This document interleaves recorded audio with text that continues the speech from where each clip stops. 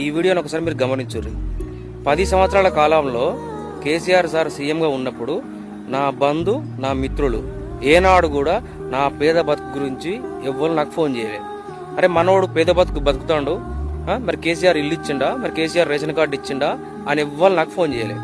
ఈనాడు నేను కేసీఆర్ గురించి తీసి రీల్స్ పెడతానంటే నా బంధు నా మిత్రులు అందరు ఫోన్లు చేసి నన్ను బెదిరిస్తారు.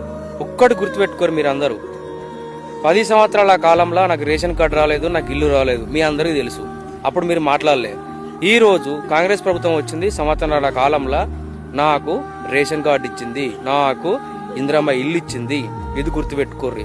ఆనాడు 10 సంవత్సరాల కాలంలో నా పేద బతుకు మీకు కనిపించలే, ఆనాడు నా బతుకు కనిపించలేదా, ఆనాడు నేను గడుపుతున్న జీవితం మీకు కనిపించలేదా, ఈనాడు మీకు కనిపిస్తుంది. నేను ఎప్పుడు కూడా నా గురించి ఎప్పుడు నేను మాట్లాడతలేను, ఇల్లు రాలే రేషన్ కార్డు రాలే అని చెప్పేసి. అందరూ ఒకటి గుర్తుపెట్టుకోవాలి, నేను పెట్టే వీడియోలల్లో టోటల్ గా తెలంగాణ పేద ప్రజల గురించి మాట్లాడినా తప్ప నా సొంతంగా నేను ఏం మాట్లాడలేదు, నా గురించి నేను మాట్లాడలేదు, తెలంగాణ ప్రజల గురించి మాట్లాడుతున్నా. ఇది అందరూ మీరు గుర్తుంచుకోవాలి దయచేసి.